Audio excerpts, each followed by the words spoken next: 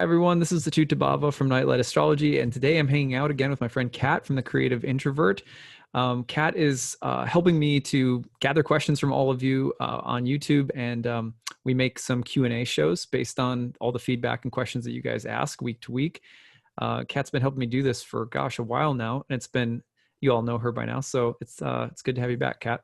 Yeah, thank you. It's good to be back. And today I thought we would talk about the different meanings of the planets and maybe clear up some of the classic misconceptions that people might have.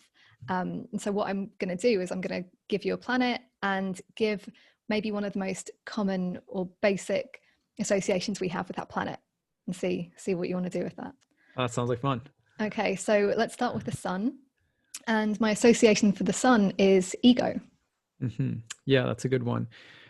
So, you know, what is an ego? You have to start there, kind of break these concepts down philosophically, because that is unfortunately one of a number of misconceptions that people have about the sun. Can the sun be related to the experience of having an ego and the difference between the ego and say the higher self or something like that? Or all of those concepts about ego and ego death and the little self versus the big self? Yes, it can be, but it's not that the sun is the ego. That would be a really unfortunate thing to say about the sun, because the sun, well, the ego just means I. So in, like, for example, when you look at Vedic and yogic philosophy, which is such a huge, it's such an integral part of ancient astrology, and Western esotericists were very similar. The ego is comprised of a number of different elements, right? And actually all of the planets in their total, if you're going to look at it from a kind of psycho-spiritual mapping perspective, all of the planets as a whole would represent different facets of the temporary self, which we call an ego. So the moon is related to the ego, the sun is related to the ego, Mercury, Venus, Mars, Jupiter, and Saturn are all related to the ego. Let me give you a brief breakdown. The sun might include the sense of, for example, for ancient Indian astrologers, one's higher intelligence or buddhi, which is like a higher discerning faculty between real and unreal, true and untrue. That's actually related to the sun. The moon has more to do with our ability to gather and sort things into groups and meaningful organizations. Like, for example, for my ability to see people in my community that I get along with and those that I maybe find ugly or despicable. That would be a lunar thing, as well as Venus, which tells me about my desires and what I find attractive or what I want and what satisfies me. Mars might be how I go and compete for things, blah, blah, blah. So, but ancient astrologers, of course, were thus seeing what comprises the temporary self, not the spirit soul, but the temporary self that we're born into to experience in this lifetime as all of the planets as a whole. And so the sun would only be one little part of that. Whereas in modern astrology, for some reason, it has taken on the responsibility of being that whole thing. And that's not really accurate. In ancient astrology, the primary thing to understand about the sun would be that, first of all, I will just say, if you want to get a really deep esoteric feeling for the sun, read The Voyage of the Dawn Treader by C.S. Lewis. Got my Narnia sign behind me. But that book was infused with the symbolism of the astrological sun. That's why it's called the Dawn Treader, right? You've got the image of the rising sun in the title of the book. So that book is a really good read, just if you want to take it in a more artistic manner. But the philosophical explanation is that the sun is like, let's say that if you're meditating, probably people have had some experience of yoga or meditation, or even just a long walk alone in a park somewhere.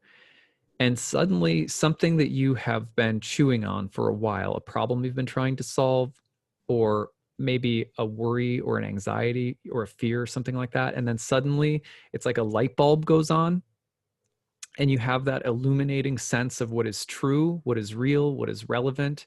And it has a feeling as though it's descended like a dove from a beam of light, like right into you. And it just has that instantly like clarifying effect. And then usually it ripples through you and you kind of go like, I feel enlightened, even if it's just, about a little stupid thing. That's actually what ancient astrologers thought the sun was like. And they believed that the sun was the apparatus by means of which the soul came to understand things, which is why in the Indian tradition it's associated with buddhi, or your higher intelligence. Now, if that light is dimmed or afflicted, right, then you're talking about someone who's living with a very dull awareness of higher things, including their own true self, their own spirit soul, in which case it's almost like the darkened version of the sun, or an afflicted sun or something like that, would be associated with someone who's kind of stuck in their temporary self, in which case the association with an ego is appropriate, because it's part of the dichotomy included within the sun, that if someone is not receiving or in touch with those higher knowledge, higher truth, etc., higher reality, that they will be more situated in what we all refer to as the ego. Yeah, well, thank you. I'm just trying to imagine if like newspaper horoscopes for sun signs took that into account, how different they might be. Might be kind of different. Yeah, yeah, yeah, totally. And you can see what a problem it is that we have taken the sun, and really in modern astrology, in some ways, by things not sometimes horoscopes can actually be great, and you and I have worked together on them before too, for people every month. But the if you tell people that the sun in your chart is the center of your material sphere of concerns, you're what you're doing is you're setting up an obstacle for yourself in your perception of astrology and your relationship with astrology, for the sun to deliver higher insight, because you're only looking at it for it to deliver mundane insight. So that's problematic. That's part of why I feel like you can only go so far with orienting your whole experience of astrology through your sun sign. Although there is really good mundane predictive value, and that's not like, there's a lot of value in knowing what's going to come month to month, even if you're someone who's intensely spiritual. Yeah, thanks. And what about the moon? My word for this is emotions.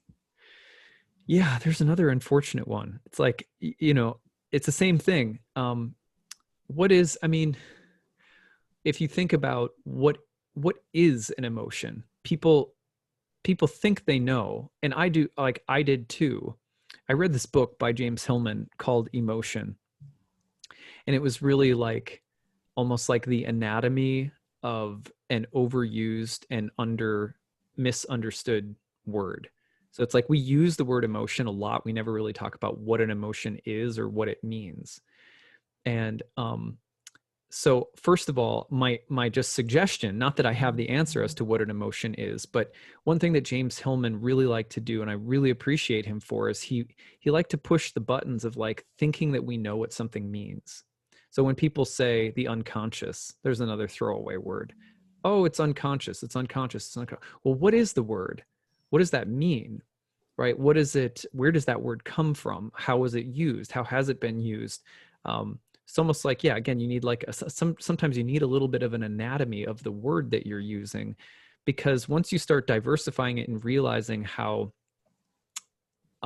how diverse and rich a word is compared to how, I don't know, like kind of airy and empty it tends to be when we use it, that can go a long way. So the moon, I just encourage everyone, if you want to get to know the moon, you know the book Emotion would be a great place to start, although that's a really dense book. But just think more about what an emotion is. Where does it come from? How does it move? What is its nature? What is its purpose in creation? Why is it here? Spend more time with that, and don't come up with pat answers. Stay on the question mark with what an emotion is, because when you do that, you'll start getting closer to the nature of the moon and why the moon could include a word like emotion, but is not somehow tantamount to emotion.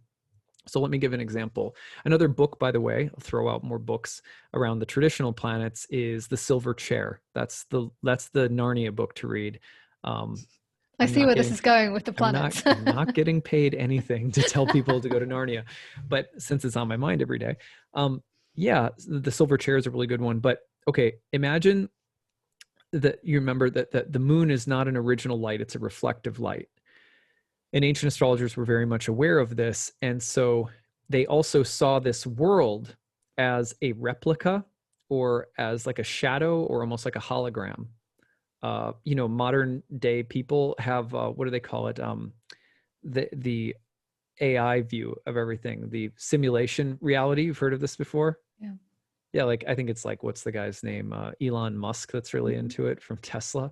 But it's actually very similar. It's not quite as Gnostic, techno-Gnostic as that, but it's the idea that what we see in this world is a reflection of something higher.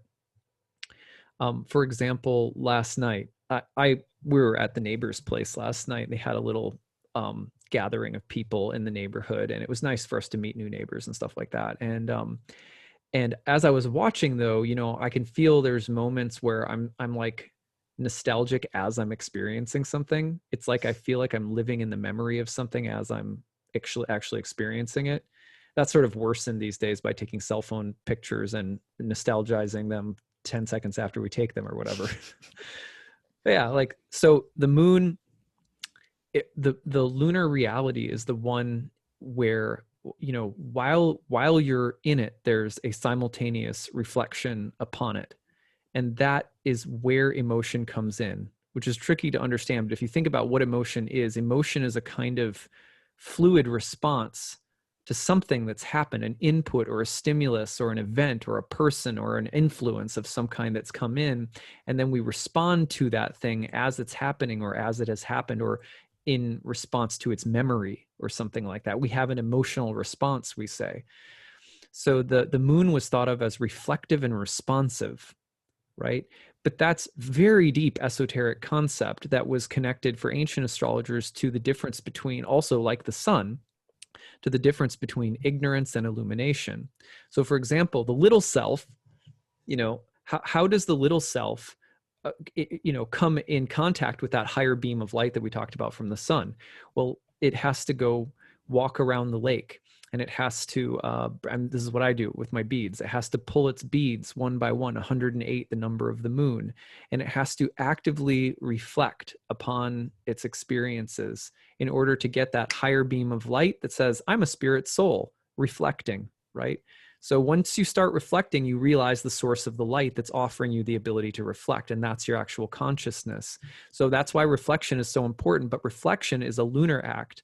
The light, the truth, the thing that's going on upstairs, the actual beingness, that's like connected to the sun. But the two are really important because we're embodied. And while we're embodied, we're seeking yoga or union between the embodied little self and the higher self. And that's a mirror for the soul's relationship with source. So in our learning to be reflective and in memory and in responsiveness to the world around us, spiritually speaking or psychologically speaking, to be a reflective person, to live a reflective life, that is modeling for us how to evolve into a being that is more actively aware of and in relationship with divinity.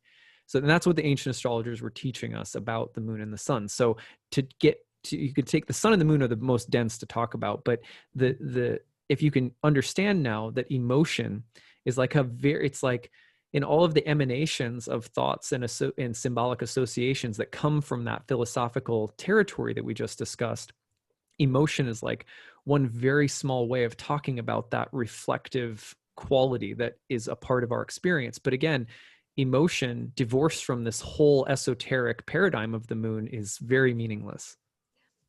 Yeah, it was making me think of something that somebody told me once, which was um, our emotions only last in the body for like 60 seconds. And it's the mind that keeps repeating or reflecting on the story that keeps it going. I Yes. don't know how like true that is, but it was just making me think of that. No, that's sounds like a yogic truth to me. Yeah. So how about Mercury? And my word for Mercury is communication. Yeah. Every time I hear it, I'm so depressed. I'm like, oh man. It's Didn't know true. this would all bum you out so much. I know, I know. I'm trying not to be too like it's funny. I feel like every day I have to be very careful because my youngest one watches a lot of Sesame Street, Oscar the Grouch in the little can. And every time I get grumpy, I think of him peeking out and be like, man, like go away. Be Yeah, more so Big Bird or something. Is it yeah, Big Bird? yeah, exactly. I'll try to be more like Elmo, who is my daughter's absolute favorite. Although I will say, have you ever seen the Elmo programs? Not. Oh, I've seen Sesame Street, but not. Okay, Elmo no, has a spin-off show. oh yeah, there's like an Elmo's World show, and I will tell you that there is a man, and his name is like Mr. Peepers or something. It's like some really weird, and the guy is always coming in. He's always like crazy and looks like he shouldn't be hanging out with Elmo, like he's too old and creepy looking. So I'm always like weirded out, and weirdly, like, both of my kids find this all totally delightful. So Like, if you ever meet Mr. Peepers in real life, stay oh, away. exactly. Anyway, so speaking of a mercurial moment, um, so yeah, Mercury and communication. Well, it's true that Mercury is a god totally associated with communication and information, but that is a one little mundane. You have to understand the esoteric and see that the astrology is cosmology, which means that the view of the planets was a part of a metaphysical view of reality and the world and the soul and the afterlife and all of this stuff. So in modern astrology, sometimes people, and a lot of astrologers don't do this. Like Liz Green is someone who I really love. Richard Tarnas, they have some modern astrologers, they have a really deep understanding of how these gods were connected to the cosmology of the ancient people, and their religious kind of worldviews, especially Liz Green. So I'm not trying to, like, some modern astrologers I think really do get it, um, but the nice thing about ancient astrology is that it's very clear that what does Mercury Hermes represent philosophically. And so now you have the lower world, the reflection, the shadow world, and then you have the higher world of the forms, of the thoughts in the mind of God, of divinity, of spiritual dimensions of life that are co-present with the mundane and the material, but they represent, it's almost like, there's a good example of this is Delia brought into my class sometimes, my personal assistant who also helps me TA, and Kat knows her. She brought into class a picture of a broccolini, or no, it was a broccolini. It was like a Romachesca. It's some kind of cabbage, isn't it? It's like, yeah, it looked like a broccoli, but it wasn't. And it's a cabbage. yeah, okay, is that what it is? Okay, so, and you look at it, and if you just look at it through the lens of, like, say, your material appetite, it's like, that's just a big vegetable. But if you look at it from the standpoint of its design and its shape, you see that it's like a fractal. Like, it's this crazy, it has all these crazy fractal patterns. So ancient astrologers believe that this world, when seen through the lens of, say, our appetites, our desires, our temporality, it looks and feels a certain way that's very, very limited compared to all of what is actually there. It's like a dog that can hear way more than we can, or animals that can see more than we can. That spiritually speaking, there's more than what's here. So it's not that there was this dichotomy in terms of this is evil and this other world that isn't material, that's like invisible or something, is better. It was more like saying, look, this world is like the broccoli without being able to see the fractal. And the spiritual world is being able to see the broccoli and the fractal at the same time. And if you're able to see both at the same time, and you're able to understand your own nature in the same way, you're able to see the you and the more than you, that's the seat of bliss. Like, that's the position of true happiness and true enlightenment, in a sense. So astrology was something that was meant to help us reflect upon the higher within the lower, which is specifically why we can see and talk about events as they come and go through the lens of these archetypal patterns. They start helping us see the fractal and the broccoli. And Mercury is the god that represents the study, the science, and the insight that's able to connect the higher with the lower. So it's the medium between the sun and the moon, you could say. It's like the go-between between light and dark, yin and yang, diurnal and nocturnal, invisibility and visibility. It connects the opposites and allows us to intuit the presence of the higher within the lower, so to speak. Not, again, higher and lower being, you have to be really careful, because people hear higher and lower and immediately they hear some condemnation. And we're not talking about condemnation at all. It's sort of like, let me give you a simple example from my life. Like, if my girls downstairs are like, I'm like, hey, I have to shut Elmo off. And my daughter will, like, basically have a seizure. She'll fall onto the floor. She'll literally roll off the couch, like fall onto the floor, start like wailing like she's Christ on the carpet, and just, spread eagle. It's crazy, right? So she completely loses her stuff. And I'm like, wait, just wait. No, because what I'm trying to tell her is, we're about to go to the playground. which is like crack cocaine times 5 compared to Elmo, and I'm trying to tell her there's something better, there's something more, but because I'm taking away something that she doesn't realize is limited in comparison to this greater thing, she thinks I'm doing a great evil. She thinks that, you know what I mean? So it's very similar in terms of like how we have to perceive these higher dimensions and states of consciousness and so forth. They're actually, it's not that Elmo is bad and that the playground is, you know what I mean? So similar, I don't know how we got there, but yeah. So similarly, it's like the higher and the lower have to be connected so that we can grow. It's just like in an evolutionary sense, no one says, oh, well, you have to condemn what children do in somehow in order for them to become adults, right? No, it's just part of the process. Childhood is a great part of the process. It's different than adulthood, and adulthood includes more awareness of the world and of the larger reality. And there's kind of more ability to, move around with agency and independence and things like that. So similarly, there's a whole bigger world that we're trying to become aware of. And Mercury, who is the patron god of astrology itself, of course, astrology is attributed to Hermes Trismegistus.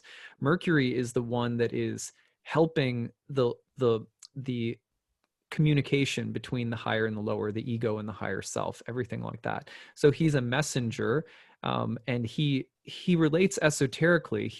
It. Mercury relates esoterically to mind and searching for knowledge, communication, but also really mundane things like marketplaces and money and stuff like that. So it's to say that Mercury is the god of communication is like, it's yeah, that's okay, that's fair, but like why is Mercury the god of communication? And once you keep hammering down to the why and getting beneath it, then you get to this esoteric level, which is a much more comprehensive level from which to work when you're looking at charts eventually too. Yeah, something I've been reading this book by Lewis Hyde called Trickster Makes the World, or Makes This World. And that has some great stories about Hermes in it. And it's definitely that kind of playful side of Mercury, which maybe we don't usually get to think about, especially if we're just thinking about Mercury being communication. Or rationality or the mental stuff. That doesn't nearly do Mercury justice, because Mercury has this, like for example, earlier today I did a reading for someone, and I didn't know anything about this person, obviously. And when they were born, Mercury was rising, just about to make an appearance as a morning star and rules their financial house. And I was like, and then they have a really tight sextile with Mercury and Venus. And I was like, oh, you would be really good in like creative communication industry, right? So kind of Mercury, and that anything where you could kind of make a voice for yourself, for a name for yourself, like a journalist or a teacher or even like a blogger or something like that. And they were like, well, yeah, that's what I do for a living. So it turns out they have like, going on up, getting closer to like 100,000 YouTube channel followers for something that they do. And I had no idea. And I was like, wow, that's Mercury too. Mercury is the one who speaks forth a lot of different information and communicates a lot of different things. And then Mercury's cycles too are really important to understand, because Mercury has a lot of different costumes that Mercury wears as well. And that you can track some of how Mercury is likely to show up depending on what phase and sign and aspects and things like that. Okay, so moving on to Venus, and we have, can you guess? Love. Love. Yeah. Yeah. I mean, okay, so again, we have to remember that there's kind of a higher and a lower. Yeah, Venus is associated with love, but the reason that Venus doesn't have the market cornered on love is that, remember that love was thought of as the love, beauty, and truth were all essentially non-different from one another. By non-different, I mean that they are not identical, but that they are also not different. So beauty, truth, and love for the ancient philosophers and astrologers. And what that means is that anything that's really true should be beautiful. Anything that's really just or fair should be beautiful. It is beautiful as well.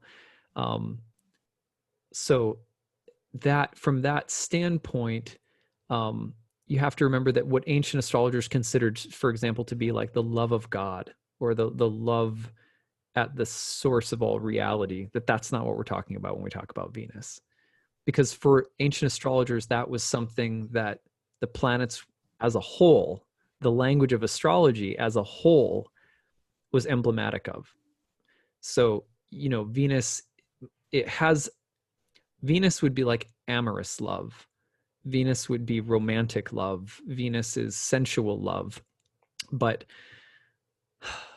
you could say that the sun, for example, is associated with love, but it would be love of a higher truth. For example, if you've ever sat on a mountainside or a tall cliff or something like that and looked out at the rising sun and felt just deep abiding peace and tranquility and love for creation, that's a solar kind of love, right? So there's different kinds of love, and so Venus isn't the totality of love, but so Venus has this kind of amorous love, the love of friends, the love of pleasant, enjoyable things, the desire body in the material sense, which is also connected to indulgence, vanity, and lust, as well as greed. So, Venus also is related to, carnal pleasure and things like that. So there's a higher and a lower side, but Venus would also be the harmonization of things that are unlike or that are somehow different, but they're brought together and made to meaningfully join together. That's Venus as well. That's not quite the same as love. You know what I mean? Like if I mentioned I was hanging out with my neighbors last night and I was walking away being like, what a nice Venusian experience that was. It was easy conversations, really nice people, nice weather. That's kind of Venus. People will sometimes, what do I want to say? There's a lot of romantics. I consider myself something of a romantic in the literary sense, I guess. But there are people who will think that for example, that's God's love, right? If it feels like a nice evening and everything is pleasant and harmonious, that they think of it like that. And so of course people that can only conceptualize love in those terms, in Venusian terms, will miss out on the way that love appears in so many other experiences, including great losses and suffering. And that is not always Venusian love. Like there's a Mars love that has to do with martyrdom and sacrifice and work and loss and hardship and adversity. So as long as we can kind of separate sort of the love itself was bigger than astrology for ancient astrologers. Astrology was a reflection of love. Yeah, thank you. I think with some of these, I realized that we're limiting the planet by these associations. And in this case, it's like we're limiting the concept. Yeah. By just giving it all to Venus, as great as Venus is. And often it goes in both ways. That's a really good point. Yeah. Yeah. So next up we have Mars, and we have the word war. War, right. So yeah, with Mars, again, that's a pretty accurate one for Mars, just like love is for Venus. War, however, should be understood that ancient astrologers also believed, like, for example, in the Indian tradition, anything, and Plato said the same thing, anything that's real is a part of God. So war is a part of God. War is a part of divinity, is a part of reality, you could say, whatever language you feel comfortable with. But war has its place because at its roots, if Venus brings things together, Mars cuts things apart. Mars divides. If there's, I want to have a pleasant experience, it's like, well, it's kind of like the Ellen show, which I don't know much about, but she's someone who, is like a Venusian figure with a pleasant Venusian, funny, fun talk show or whatever. But of course, what's behind the scenes of that often is a lot of ruthlessness and competition. And I'm not making any judgments. I have no idea what actually happened, but that's a big thing in the news in the past couple months here in the US, I think. So similarly, like, you don't get to be Oprah unless there's a competitive drive, as well as just loving to give away cars and reading good books or whatever, like that. You know what I mean? I'm just playing. I know Oprah's done a huge amount of really charitable work, but she is a Venusian figure. She's a powerful, in fact, she was born, Venus was Cazimi in her chart. Like she's got a super powerful Venus in her chart. But the thing to always remember is that beneath that and alongside of that is the planetary contrariety of Mars, god of competition. If you want something pleasant in this material world, you usually have to fight and compete, and there will be winners and losers. That's the paradigm. But in a spiritual sense, Mars is also the idea that nothing is gained without sacrifice.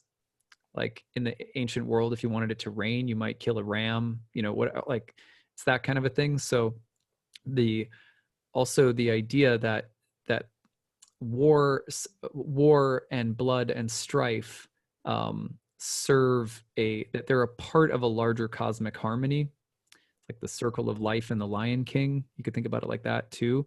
And so it's not just war as in, hey man, give peace a chance, no more war. You know what I mean? It's strife and it's harmony as cosmic equilibrium tantric dance. And Mars also would be related to the word's escaping me. Well, in the spiritual world, as the Vedic Shastras tell us, there's still Leela, there's still sport, there's still play, and play involves someone chasing and someone being chased.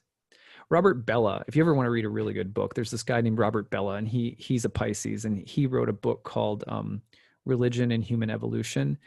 I think that's what it was called. And it's from the Paleolithic to the Axial Age. And he talks about just one of the most common basic themes of human life, which is that everyone likes to participate in, which is that I'm going to be the one that chases you, and you're going to be the one that gets chased.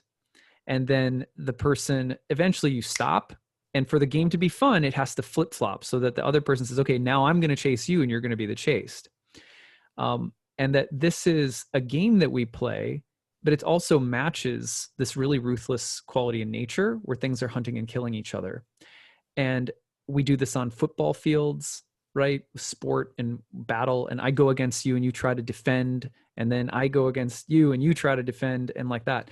And so Mars is also, spiritually speaking, for the ancients, like Mars is reflective of a kind of there's an athletic competitive quality to joy and bliss, that it's not just like it's all so tranquil, that it can be fun, and there can feel like there's something at risk in that game where you're being chased or then you're doing the chasing. It feels like there's something at risk even though there isn't. So that's how they were conceptualizing Mars at higher levels, that there's this divine play and sport that's happening. And that the lower version of that is like, you took my land, I want your cows, give me your wife, in barbarism or whatever. Yeah, it made me think of the word competition, and how, like, not even that long ago, I was talking to a friend explaining how, I'm an Aries sun, but I'm not competitive, thinking just about how I am in sport and just never really being into it, especially not at a competitive level. But then that person pointing out how competitive I was in like all of these other areas of my life, and just realizing that it doesn't have to be like with war. It doesn't mean you have to be a soldier. There are different ways that we can kind of go to war in our lives. Yeah, brilliant. Yeah, I really like that. So yeah, I think we're going to take a pause now, and cut this episode into 2 parts, basically. So we'll be coming back with the rest of the planets. Awesome. Sounds good. Well, thanks everybody for listening. Make sure to tune into Kat's program, The Creative Introvert, on her website, thecreativeintrovert.com. Don't forget my new class, Ancient Astrology for the Modern Mystic, starts in November. It's coming up. Early bird rate is in effect right now. Need-based tuition is there if you need any help, especially because of COVID. You can check that out on my website, nightlightastrology.com. And we'll see you again soon. Bye, everyone.